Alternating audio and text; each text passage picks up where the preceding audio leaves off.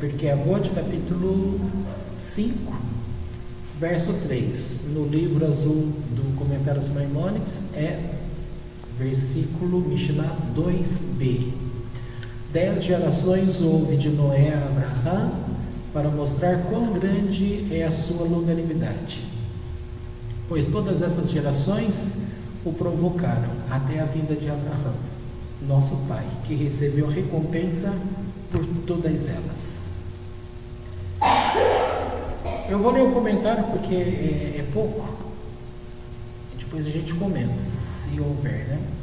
Esta Mishnah é muito semelhante à anterior. Ambas contam como o Eterno esperou pacientemente através de 9 gerações malévolas pelo homem justo que surgiria na 10ª, que é Abraão. Entretanto, elas terminam de forma muito diferente. Abraão recebe a recompensa por todas as gerações, mas não há destruição cósmica.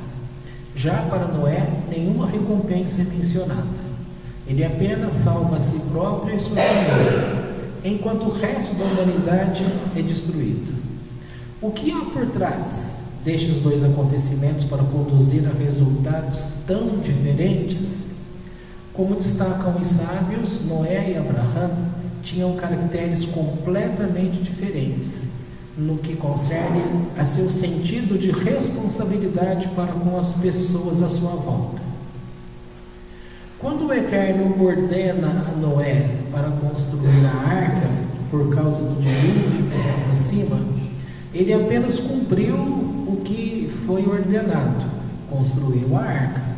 Não há nenhuma indicação de que tenha tentado mudar a mentalidade de seus contemporâneos ou de salvar a humanidade. Ante a decisão do Eterno, não emitiu nenhuma palavra para implorar que seus semelhantes fossem poupados. Ele simplesmente construiu a arca. Nós já não vimos isso? Tem a impressão que a gente já leu essa parte? Mas vamos em frente. Na Escritura lemos: estas foram as gerações de Noé. Noé, um comentário áspero, observa: esta foi a terrível tragédia de Noé. Ele só deu origem a si mesmo. Era o que chamávamos em Yiddish de Tzadik It Peltz. Não sei se fala assim. Um homem justo, coberto com um casaco de peles. A frase deriva de uma parábola sobre um grupo que estava se congelando em um quarto muito frio. Um de seus integrantes decidiu esquentar-se. Podia acender o fogo na estufa e aquecer a todos, ou envolver-se em um grosso casaco de peles e proteger somente a si mesmo. Quando a pessoa escolhe o casaco de peles, dizemos em Yiddish que se trata de um tzadik em pelts. Noé escolheu o pelts, construiu a arca só para ele. Abraão, porém, se preocupava com seus semelhantes. Na Escritura lemos: e tomou Terah, a Abraão seu filho, e a Ló, filho de Harã, filho de seu filho, e a Sarai, sua nora, mulher de Abraão, seu filho. Saíram com eles de Ur dos Caldeus para ir à terra de Canaã. Aqui está em Gênesis capítulo 12. A isto, a Mishnah acrescenta um pano de fundo perfeito. Abraão, cujo nome Todo-Poderoso depois mudaria para Abraão, então seria Abrão, depois foi mudado para Abraão. Nasceu em uma época de idolatria. Todo mundo tinha seu Deus de madeira e pedra ao qual prestava homenagem. Então Nimrod, o poderoso rei, declarou também a si mesmo como um Deus. Abraão, contudo, fora abençoado com a problemática dádiva de uma mente independente. Observando o sol e a lua alternando-se no céu, ele se conscientizou de que havia um Criador supremo e invisível, que era o único merecedor de confiança e adoração. Assim ele percebeu o quão sem valor eram os ídolos que todos veneravam. Não obstante, seu pai Terah era um sacerdote idólatra que fabricava ídolos de madeira e pedra para vendê-los. Uma das mais conhecidas histórias do Midrash é aquela que conta como certo dia Terah deixou Abraão encarregado de vender seus ídolos. Logo apareceu um homem querendo comprar um. Quantos anos o Senhor tem? Indagou Abraão. Uns 50 ou 60. Abraão retrucou. Tenho pena de um homem de 60 anos que quer adorar ídolos com um dia de idade. Opa, não é mesa. Deixa eu ver de novo aqui. Perdi alguma coisa. Vou começar de novo aqui. A história conhecida, quando apareceu um homem, aí ele pergunta, quantos anos o senhor tem? Abraão perguntou ao homem. E o homem responde, 50 ou 60. Abraão retruca, tenho pena de um homem de 60 anos que quer adorar ídolos com um dia de idade. Não é mesa. E o que ele pedia em troca deste oásis? Dá a impressão que está fora de sentido. Deixa eu ver o número de página.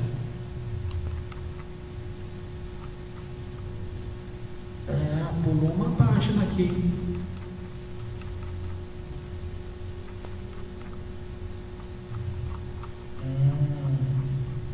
Então a gente vai ficar sem conhecer esse restante da história.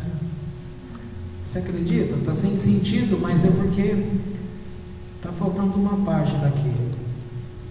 Deixa eu ver se... eu não tenho mais a outra parte. E o livro está em casa. Vamos ver como ele termina. Quer dizer, ver como termina não dá, né? Amanhã eu conto para vocês como é que ele termina.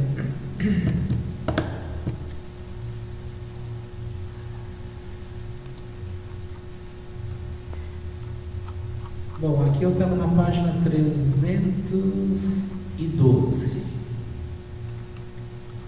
E aí pula para 314. Eu estou com duas páginas 314. Isso aqui foi erro meu, claro, né? Então, deixa para lá. Amanhã eu termino de contar essa história. Essa história que está sendo contada aqui faz parte de um livro chamado Lendas Judaicas. Então, é nesse livro Lendas Judaicas que você vai conhecendo essas histórias de todos eles. Muitos que vocês vão ouvindo aí faz parte desses volumes de Lendas Judaicas. E é muito gostoso de ler, porque é curioso, né? Essas histórias de Abraão, ela é bastante conhecida, algumas a gente já contou aqui, e ele está repetindo algumas, mas essa aqui, para falar a verdade, eu não lembro dela, que ele vai retrucar este homem, por isso que eu não vou contar o final, porque eu não lembro dessa história. Mas essa parte da história dele tem bastante coisas, e a mais conhecida é que ele ganhou um nome, tá? O nome que vem em Ivrit, dado ao hebreu, hoje, vem daí. Em linguagem teológica comum, é ensinado que o nome hebreu vem da descendência de Eber, mas os sábios preferem crer que nesse começo aqui, como está fazendo essa contraparte entre um e outro, mostrando como que Noé teve um comportamento e Abraão teve outro comportamento. O comportamento de um fez a arca só para ele, e o outro, ele fez justamente o contrário. Ele tinha a casa dele, bem no entroncamento ali onde passavam os viajantes, ele tinha mesa, ele fazia questão de receber as pessoas ali, para poder, enquanto dava comida a essas pessoas, ele apresentava o Deus eterno. E aí conta que esta árvore que ficava ali sobre esta parte da mesa, Quando uma pessoa era justa, a árvore tinha um comportamento. Quando a pessoa não era um justo ou um idólatra, a árvore denunciava para ele, tinha outro comportamento. Então a árvore ela se inclinava assim, tá? E quando ela não se inclinava é porque a pessoa tinha esse comportamento idólatra. Em alguns momentos, quando o idólatra não queria se converter, ouvir, então ele parava a conversa ali mesmo. Mas muitas pessoas ele então trouxe para o conhecimento do Eterno. Também é muito conhecida a história quando as pessoas passam por aquele caminho, os chamados os carvalhos de Mani. Então as pessoas chegavam ali, colocavam a mão, porque eles já estavam no sol quente. Quando eles chegavam naquela parte toda de sombra, eles desciam e chegavam ali e colocavam a mão naquele carvalho, né? Que é uma árvore para toda a vida. E eles então faziam uma brahá, eles abençoavam, dizendo, lançando uma palavra de bênção para o homem que tinha plantado aquela árvore, porque ele não estava pensando nele, no homem que plantou, no caso Abraão, mas estava pensando naqueles homens que estavam de viagem, tá? São coisas aparentemente simples, comportamentos que você pode aprender no seu dia a dia. Trazendo para um lado social, aqui você vê o quê? Isso não é uma gentileza? Não é? Você tem um negócio, por exemplo. No teu negócio, você pode ter ali uma xicrinha de café, como nós temos aqui, para tomar um cafezinho. Você pode ter uma gentileza em servir o cara do correio que vai lá na sua casa, naquele sol quente, entregar uma carta. Você pode oferecer uma água gelada, um refrigerante, e tantos exemplos simples. Esse tipo de coisa ele traz um ensino muito bom, porque você vai tendo, não que você tenha que buscar aceitação no meio externo, mas o teu interior será conhecido no exterior, tá? Isso você pode fazer e deve fazer sem levar em conta a questão religiosa, tá? Porque de uma forma, não vou nem dizer uma forma geral, a questão é que no judaísmo, o judaísmo não é proselitista, portanto, não se fica pregando as pessoas para tentar converter as pessoas. Quem faz isso é o católico. Lembrando a série que a gente tem assistido dos reis da Espanha, Isabel e Fernando, ali passa a história daquela época da Inquisição, do catolicismo, do Papa, aquela coisa toda. Gente, a tortura era grande demais. Maltrataram tanto um homem lá que ele se recusou a receber presentes em dinheiro para se converter ao catolicismo.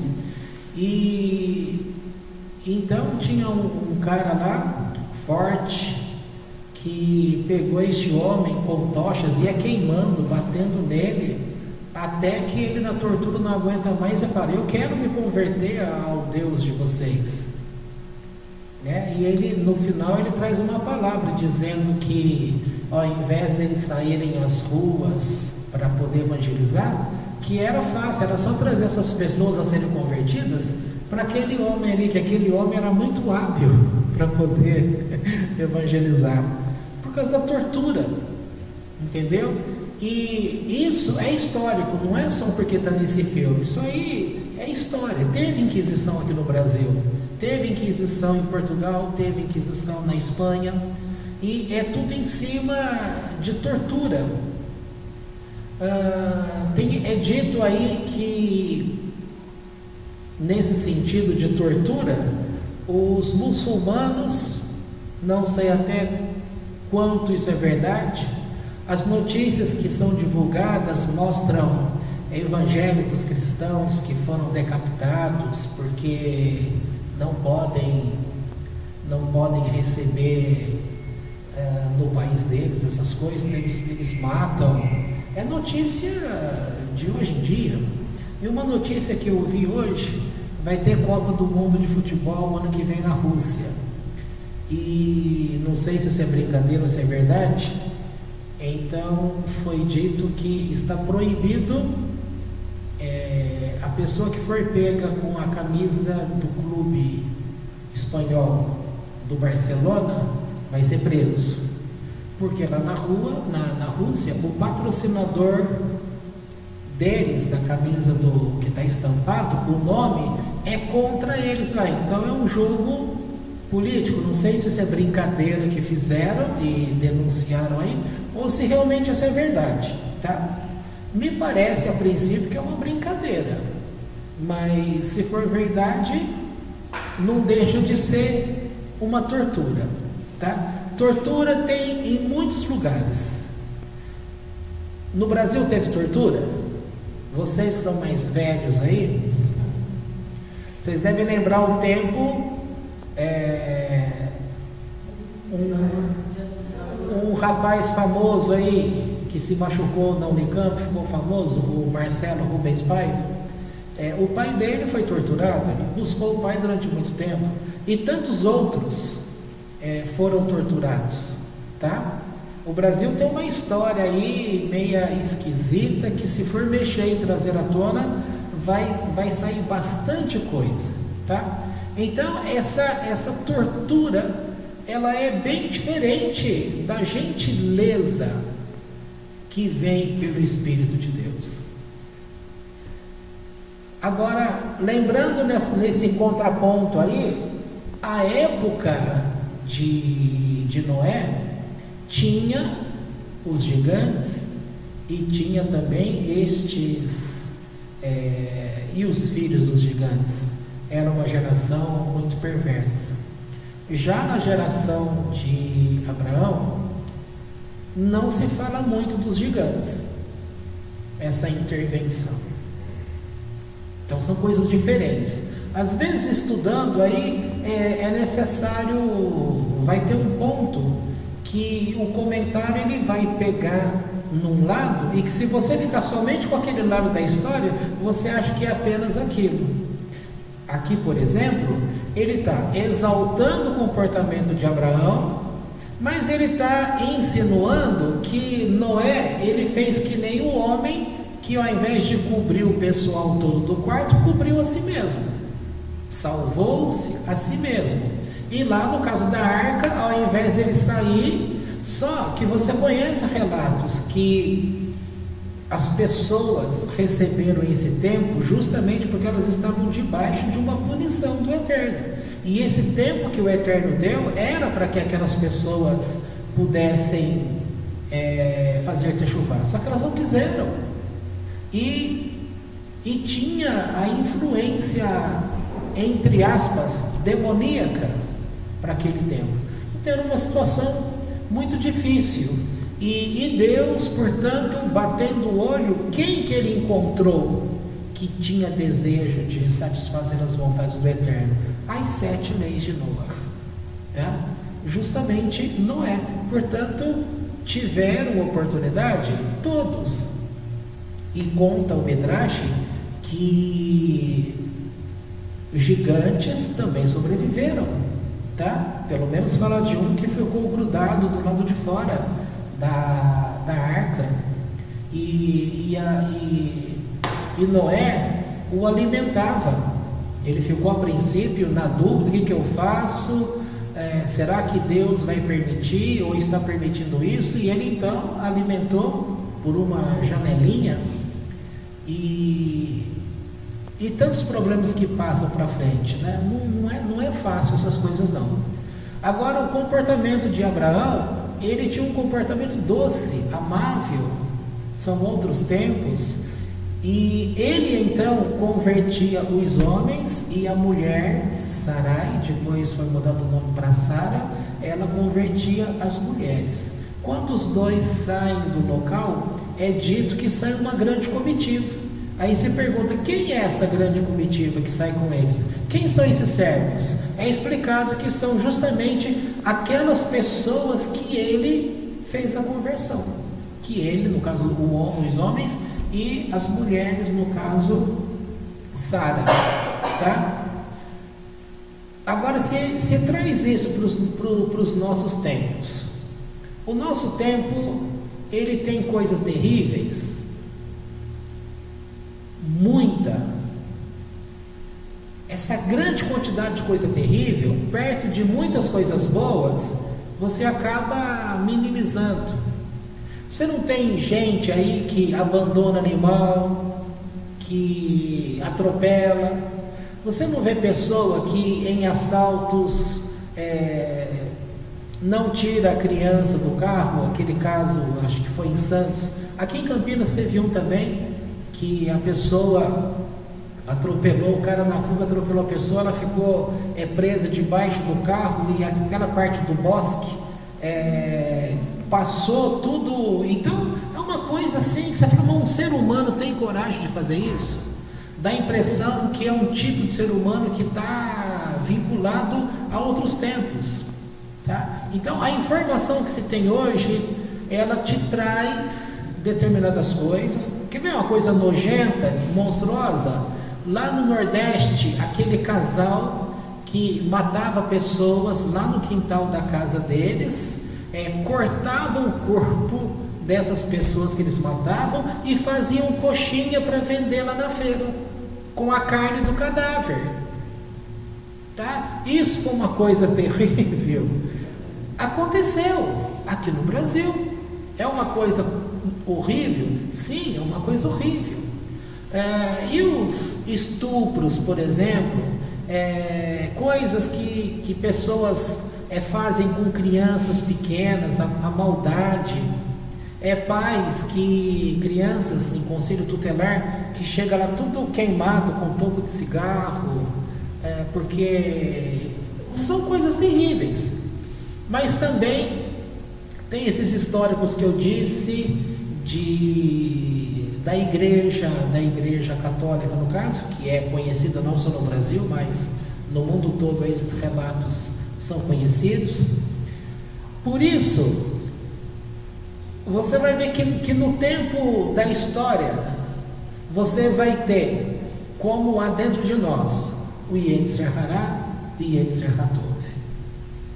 Pessoas que se permitem e se perdem naquela inclinação para o mal, e elas vão satisfazendo tudo quanto desejos para essas coisas apenas aqui da terra. Então, onde muitos acabam se perdendo, você vai ter as perversidades, essas coisas todas que existem. Por outro lado, você vai ter gente extremamente bondosa. Se for ver como bondade, geralmente o cristão de outras religiões, ele não gosta de ver o exemplo de outros religiosos, tá? Quem condenaria Buda,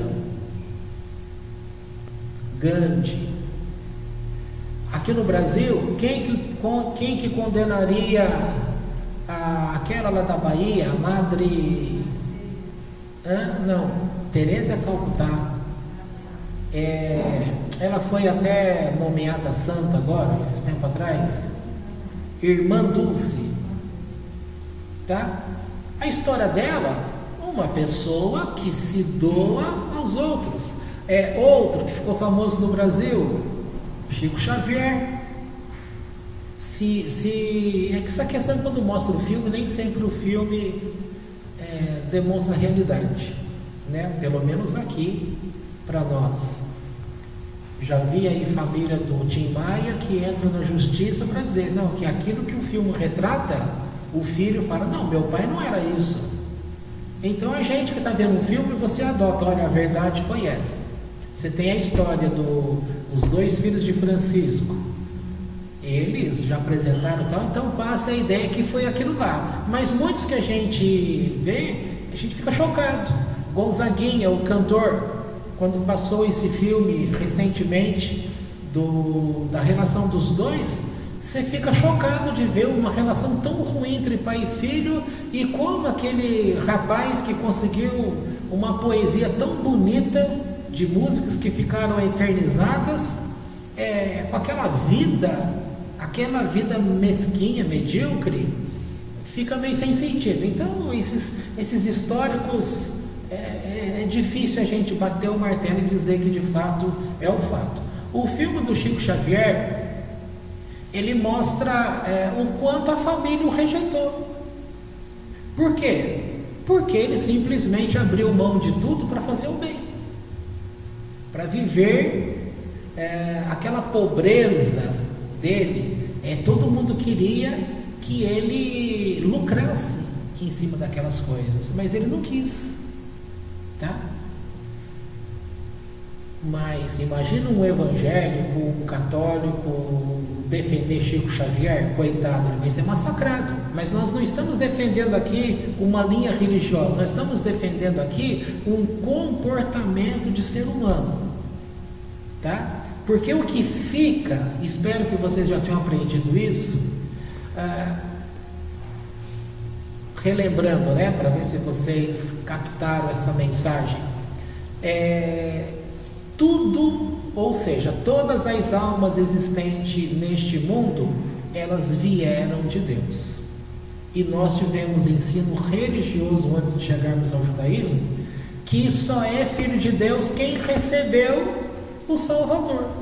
E quem não tinha este Salvador, ele estava destinado ao inferno, independente da bondade dele. E aí parte do ponto que ser bom é uma obrigação nossa.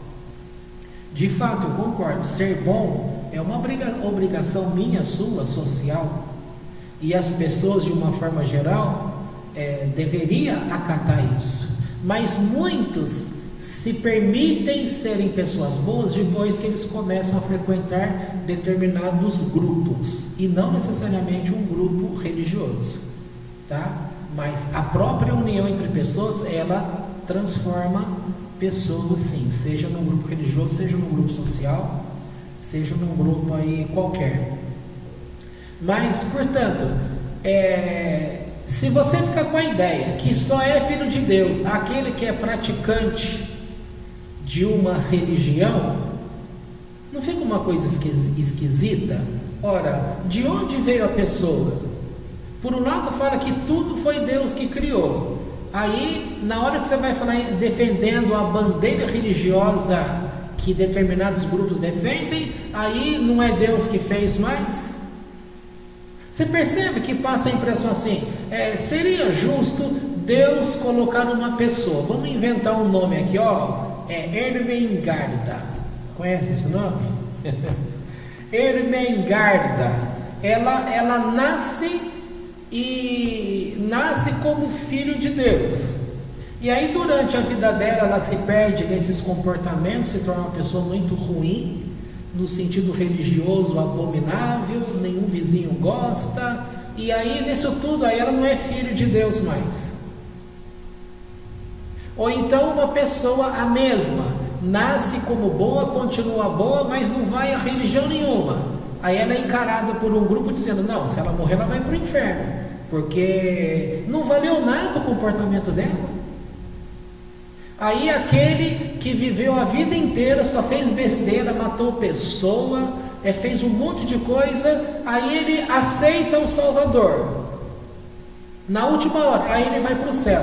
Mas aquela que fez o bem a vida inteira, não aceita o Salvador, em cima da hora morre e vai para o inferno. Fica um negócio confuso para que as pessoas percebam esse jogo. Mas peraí, que Deus é este então? As pessoas ficam perturbadas. Então esse jogo que está sendo colocado aqui entre Abraão de um lado e entre Noé, por exemplo, quando vai falar sobre a justiça, aí se pergunta assim, será que se Noé vivesse no tempo de Abraão, ele seria considerado justo, de sadique? E será que se Abraão tivesse lá no tempo dele, ele seria tudo que foi? Quando Moisés envia o povo para espiar a terra, ele deixa para as pessoas uma pergunta que é uma coisa codificada. Mas quando ele faz menção, veja se tem uma árvore frutífera. Mas ele já tinha falado das árvores antes. Então, o que significa veja se tem uma árvore? Quem é uma árvore? Uma árvore estava se referindo a Jó. Se Jó estava vivo, existente lá, porque Jó, como reconhecidamente um homem justo, ele poderia ter mérito suficiente para que houvesse problema na hora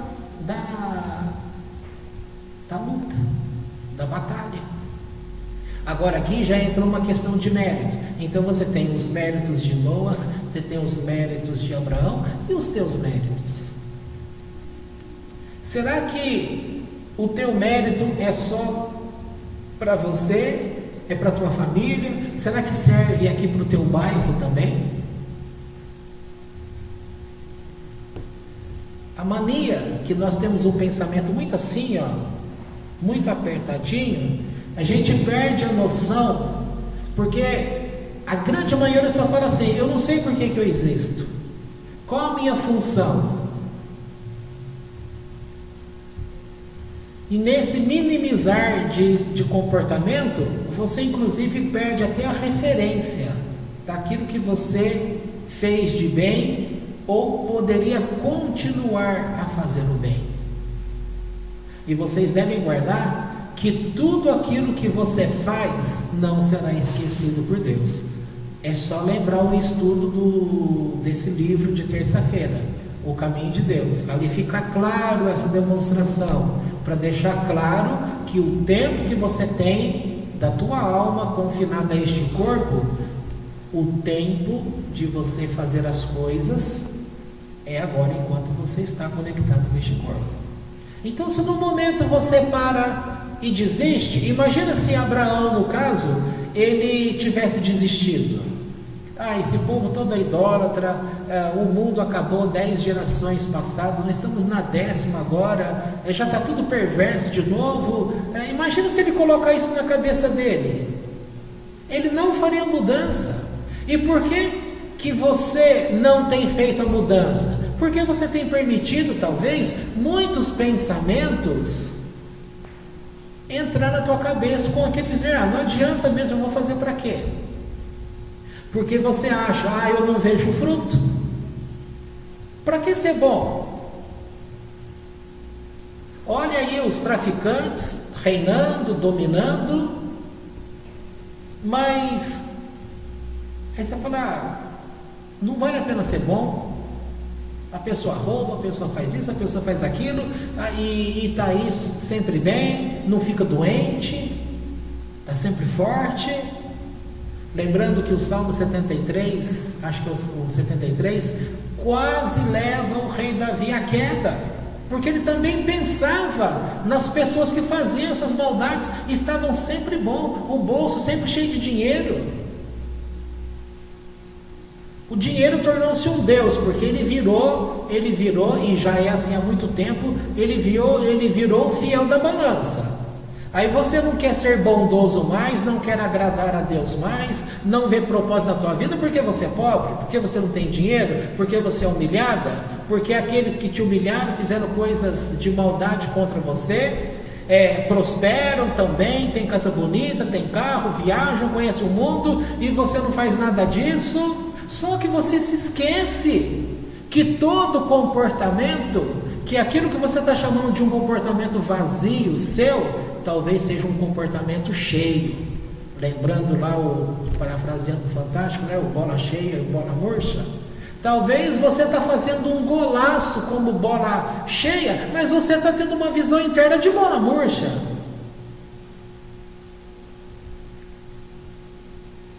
Embora a gente tenha resistência em acreditar, como é possível uma pessoa, por isso tem aquele ditado: uma andorinha não faz verão.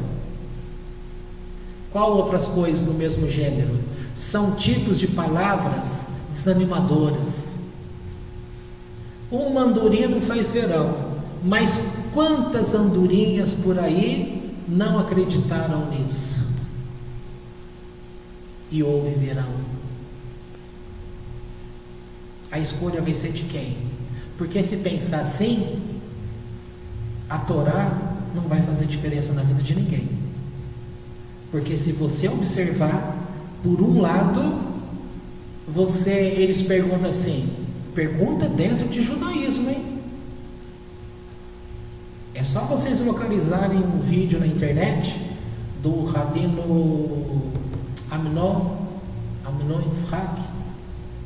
Numa de conferências dele, o homem se levanta e ele diz que não era religioso mais, embora sendo judeu, e faz a pergunta e fala, não, Deus é mau. Deus permitiu que as crianças fossem mortas no holocausto. E esse rabino, ele é muito bom. Às vezes o auditório faz umas perguntas, gente, que você fica assim, nossa, se fizesse essa pergunta para mim, eu não ia saber responder. E a resposta dele tem sempre uma resposta muito boa. E no caso desse homem aí, ele fez um desafio para o homem: eu vou te provar e vou te dar uma resposta satisfatória. Se eu te der uma resposta satisfatória, você se volta para Deus em Techuvá? Aí o homem fala assim, não, eu sou uma pessoa muito difícil de ser convencida. Ele diz, nós estamos negociando, volta ou não volta? E foi apertando aquele homem até que ele aceitou o desafio e falou, eu volto. E o rabino venceu essa parada, porque ele recitou lá os capítulos de Deuteronômio e mostrou pela gemátria, a técnica de gemátria, e mostrou que ali estava a palavra Shoah, que é o holocausto. E mostrando que não é que Deus simplesmente entregou. E se for ver doutrinas que falam sobre a reencarnação, doutrinas ensinadas pela Kabbalah, por exemplo, vai explicar o porquê que houve esse tipo, quem eram essas pessoas, as coisas estão tudo muito juntas, faz um elo de corrente. Então, se você ficar dentro de um mundinho pequenininho aqui apertado, você vai perder o sentido maior da vida, e você vai ter problema em saber, mas espera aí, se Deus é esse Deus do judaísmo que fundou o mundo baseado na Torá, por que ele permitiu a idolatria? E aqui vem do ponto de idolatria. E uma das perguntas que foi dada ao judeu, abrindo parênteses aqui, eu estava vendo hoje o comentário da Parashá, lá na TV Meir, e quando se pergunta sobre Bilam, que é Balaão, e é dito como profeta, e ainda fala que ele chegou num nível de profecia igual a Moisés, sendo que ele não era de Israel. E aí pergunta-se assim, se a própria palavra do Eterno diz que no meio do povo de Israel não teve um como Moisés.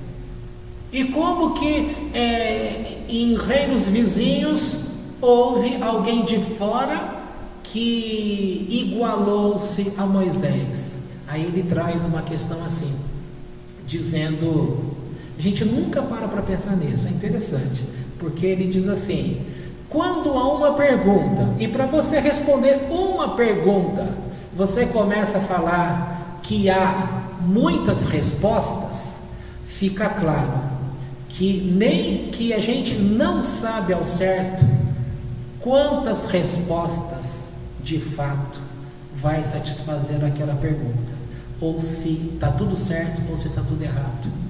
E você pode perguntar, tem certas perguntas que alguém faz que você fala assim, olha, não tem como responder isso como uma única pergunta. É muito simples falar, por que o Papa Bento XVI renunciou? Tem uma resposta, não são muitas respostas, tem uma resposta. Por que Deus permitiu que pessoas justas sofressem muito nessa vida? Tem muitas respostas. E porque tem muitas respostas, você parece que fica assim, ó.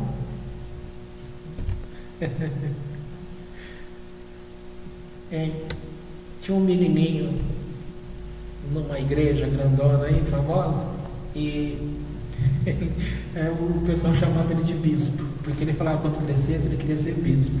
Um menininho, esse tamanho assim, ó, a Patrícia que contou, quando ela foi obreira lá. E aí a tia, a professorinha, né? A tia, um olho dela ficava para lá, o outro olho ficava certo. Aí ela foi repreender o menininho, né? E o menininho está assim olhando para ela, e aquele olho, um olho para lá e o outro olho certo e tal. Ele se perdeu, olhando lá daquele jeito. Aí ele falou assim: tia, você está falando para quem? Né? Por causa do olho, você está falando para lá ou está falando para cá? Então, veja, é uma referência. E parece que as coisas do mundo, do lado de fora nosso, você está olhando e vai chegar um momento que você vê como que alguém te repreendendo, e aí você pergunta: mas peraí, esse olhar de lá para cá está sendo para mim? Porque um olho te enxerga, o outro é totalmente vesgo para o outro lado. Então a criança pequenininha interrompe e fala: tia, você está falando comigo? Em alguns momentos é assim que a gente pensa. Esse mundo, essas coisas, esse comportamento é para mim ou não é para mim? Vale a pena ser justo? Vale a pena esperar o Olam Rabá? Vale a pena, não vale a pena? Eu quero a recompensa aqui, e nós não conhecemos lá, nós conhecemos só o aqui. Por isso que você quer tudo aqui. Só que Deus não permitiu que o mundo conhecesse essa parte do segredo. Então, onde que Noé errou, se ele errou? Onde Abraão acertou ou errou, se é que ele acertou ou errou? E nos outros tempos diversos? E perguntas tipo assim: se Deus fala nos 10 mandamentos, não matareis, mas aí você pega texto que ele fala para Davi: sobe lá e mata todo mundo. Você pega texto da época de Samuel e fala: Saul, vai lá e você tem que acabar com todo o povo, os amalequitas. Mas espera aí, o mesmo Deus que falou que não pode matar, ele está mandando matar? É para deixar as pessoas totalmente sem nexo. Portanto, você não pode se permitir ficar perdido. Aí eu abri todo esse parênteses. Agora eu vou voltar lá onde estava, que eu falei sobre idolatria.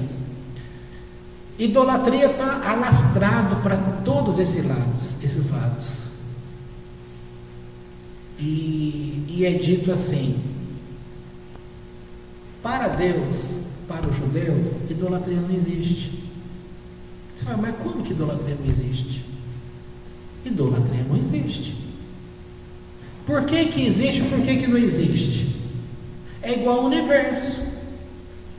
Esse universo físico existe? Todo mundo vai falar: existe. Mas ele não existe. Idolatria existe? Você vai falar: claro, hoje você falou sobre idolatria dos chamados Shed, idolatria dos santos católicos, idolatria não sei do que, idolatria não sei do que, então existe. Mas por que que existe? Porque alguém crê, alguém traz a existência. Idolatria existe para o judeu? Não, porque judeu não é idólatra. Ele acredita apenas em Hashem. Adonai Errad, Deus é um. Se Deus é um, não existe idolatria, porque só existe Deus. Mas por que que Deus permite a idolatria? Se ele escolhe um povo na terra para servir a ele e dá liberdade para que outras nações se alinhem a Israel, que é o nosso caso, então por que Deus permite idolatria? Porque ele é ruim? Porque ele é mau? Só para ferrar as pessoas lá fora? Para levar essas pessoas a serem castigadas um dia? E alguns poucos que escapam daí e se alinham com a Torá do Eterno para servir a Deus via Torá com os judeus. Será que Deus é mau assim? Aí, uma das respostas é que, sobre essa questão da idolatria, a idolatria que fica ao redor de Israel é uma oportunidade para que Israel possa inclusive viver a sua fé e demonstrar que aquilo que eles creem é falso, para que eles cheguem à conclusão que idolatria não existe. Mas enquanto alguém enxergar a idolatria e servir como idolatria, a idolatria vai ter existência. Se eu não me engano, esse comentário que eu estou te falando está no livro A Luz da Torá, Bereshit, do Rebbe. Não tenho certeza, mas eu acho que talvez esteja ali. Então são muitas coisas em jogo. E aí você vai ter problema com pessoas. Você vai perceber que o problema religioso não é dentro da religião. O problema religioso vem daquilo que vem de dentro das pessoas. Quer ver? Olhando para vocês duas aí, você não tinha problema na escola com uma pessoa? Tinha. E não tinha pessoa lá que era inclusive religiosa, mas era problemática? Sim. Você não tem um problema, não é um problema em si, mas você não vê um mau comportamento de uma pessoa no teu círculo pequeno ali? Tá vendo? E esse problema delas é religioso? Não é religioso. Mas ela servindo dentro de uma religiosidade, ela vai levar esse tipo de comportamento e vai contaminar aquele comportamento religioso. Quer ver um outro jargão que muitos falam assim? Olha, eu ouvi isso do meu irmão lá no passado. Ele dizia assim, olha, porque na época a gente era evangélico e ficava tentando levar ele para a igreja. Um dia ele falou assim, não me chame mais para ir para a igreja. Não falou para minha mãe, não foi para mim. Não me chame mais para ir para a igreja, porque o dia que eu escolher ser de Deus, eu vou escolher ser de Deus, porque eu não quero ser que nem essas pessoas. Então, um de fora da igreja falando, eu não quero ser como eles, que estão dentro da igreja, mas vivem como se não estivessem. Entendeu? Quando eu for, eu vou ser de verdade. Veio a duras penas? Veio. Está vendo se é fácil? Não é fácil. Tem problema dentro da igreja? Tem. Tem problema dentro da liderança das igrejas? Tem. Tem problema dentro do judaísmo? Tem. Tem problema entre os rabinos, pessoas? Tem. Tem problema dentro da tua casa? Tem. Tem problema entre os irmãos? Também tem. Então, de onde vem todo um comportamento? Daquilo que você vai interpretando, que vem dentro de você. Porque todo mundo chega de forma igual neste planeta. E aí a responsabilidade é de cada um. Aí vem aquele negócio, tem livre-arbítrio? Uns vão falar, tem. E outros vão querer provar para você, não tem. Porque Deus quer que você faça determinadas coisas, passe por determinadas coisas, e se Ele quer, então Ele vai permitindo que algumas coisas aconteçam. Coisas ruins acontecem com pessoas, aí elas analisam pela profecia de Deus. Ora, se a Bíblia me diz que eu sou tão especial para Deus assim, então por que Ele permitiu que essas maldades fossem feitas comigo? Isso tudo vai te levar a desistir das coisas? Se te levar a desistir, como muitos desistiram, você vai ter um problema. Então o Eterno não quer que você tenha esse problema. Viva com convicção. Tá? Tem uma palavra do Novo Testamento que o apóstolo Paulo fala, talvez, se ele de fato falou isso, ele está dizendo nesse assunto que nós estamos dizendo aqui. Porque ele diz, eu não olho nem para a direita, nem para a esquerda, eu olho apenas para frente. E olhando para frente, ele diz: eu vou fazer as coisas, não é para agradar homens, eu vou fazer as coisas para agradar a Deus. Só que se você fizer as coisas na tua vida para agradar a Deus, você também estará agradando a homens. Por quê? Porque você vai ser gentil, honesto, você vai ser uma pessoa em que outras pessoas vão desejar beber desta fonte. Onde você chegar, entendeu? E assim, como dizia, assim caminha a humanidade, dos dois lados, com muitas pessoas querendo fazer a diferença e outros não estando nem aí com nada, não vendo sentido na vida. E tem algum tipo de pessoa que você percebendo assim ao olho humano de quem está de fora, você fala: não, para que presta essa pessoa? Para nada, faz nada de bom, não ajuda pessoas e perturba quem está perto. Se não ajuda pessoas, perturba quem está perto, o que ela tem feito com a vida dela? Nada. Resultado: se estamos aqui para fazer a retificação, e se você não faz o trabalho, você vai ter que voltar. Então, nesse sentido, se tudo isso é assim, o lado da Kabbalah ensina isso, mas um outro lado do judaísmo não adota isso. Agora, se é do ponto de vista da Kabbalah, então uma pessoa assim, ela apenas está perdendo tempo, porque ela não vai conseguir, ela não está retificando praticamente nada. Porque essa história igual do Kardec, que você está aqui pagando coisa da tua vida passada, não é isso que o judaísmo ensina. É bem diferente. Reencarnação judaica não é isso, é diferente. Agora, se uma pessoa escolhe ser desse jeito, é ela que escolheu.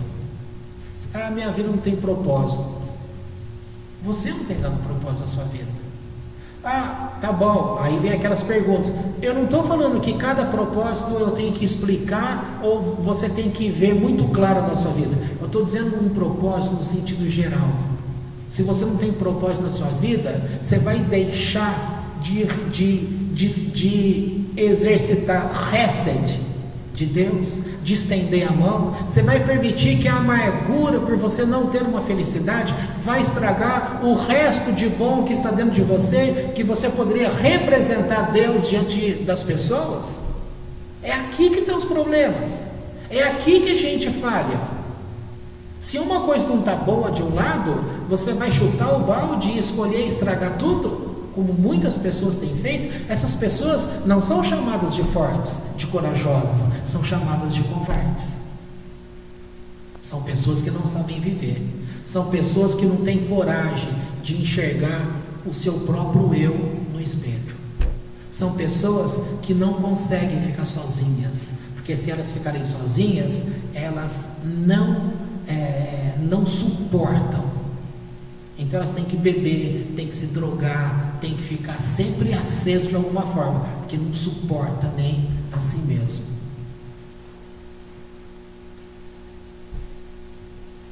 E agora, quem que está certo aqui? Abraão, Noé? Coisas contraditórias. Vocês ouviram um dia que nós vimos aqui no próprio Pirkei Avot? Foi dado um exemplo quando se afastar da Torá. Vocês lembram aí que há pouco tempo atrás o texto, no capítulo 4 ainda, dizia sobre aquela questão que para usar assim: você não vem à igreja, à congregação, que você acha que aonde você está a Torá vai te acompanhar. Vocês lembram desse dia? E aquele texto está dizendo: não, a Torá não vai te acompanhar, é você que tem que acompanhar a Torá. E aí eles deram um exemplo do Rabi Elazar, ou Eliezer, que foi morar, eles queriam ficar na cidade, mas a mulher dele disse assim: meu marido, vamos mudar para Emaús. Emaús é uma cidade boa, Emaús e assim. Aí ele disse assim: mas lá não tem a Torá, a comunidade. E aí ela fala: bom, você é o professor, você tem os seus alunos aqui, você não vai ter os seus alunos lá? Ou seja, você escolhe o teu destino e lá a Torá estará com você. Aí conta-se que ele foi para lá, o grande sábio. Em pouco tempo, aquele ensino de conhecimento de Torá começou a ficar perdido dentro dele. Ele não reconhecia mais. E quando ele foi convidado para ver naquilo que era a cidade dele, com os alunos dele, quando ele pegou o texto para ler no meio do povo, deu um branco, ele não conseguiu falar nada. E os alunos comentavam: o que aconteceu com o nosso mestre? Aí o ensino aí vem dizendo: ele tomou direção comum da vida dele, achando, não, para onde eu for, Deus está lá. O que eu fizer, Deus vai junto. Aonde eu for, tem Bíblia para eu ler. Aonde eu for, tem igreja. Aonde eu for, tem isso, tem aquilo. E o tempo mostra o que aconteceu. Agora, essa semana que passou, estava vendo um pedaço de uma outra estrutura de texto e que lembrou essa história. Só que lembrou essa história já mostrando uma exaltação a esse rabino, mostrando que o ensino de aprofundamento que ele tinha em Kabbalah fez com que ele fosse tanto para dentro das coisas de Deus, no mundo cabalista das coisas, que ele perdeu a realidade deste mundo que ele estava vivendo. Então, o que um lado está chamando perda da realidade, porque ele se aprofundou com Deus, o outro estava dizendo que ele perdeu essa realidade porque ele mudou de cidade, achando que a Torá ia com ele, e a Torá não foi. Quem que está certo? Abraão ou Noé? Sobre a vida do Rabi e Eliezer, quem que está certo? Está certo? Então, muitas é o próprio exemplo da tua vida. Enquanto você pode ser uma bênção para outros, ou você mesmo pode acreditar que você não é nada.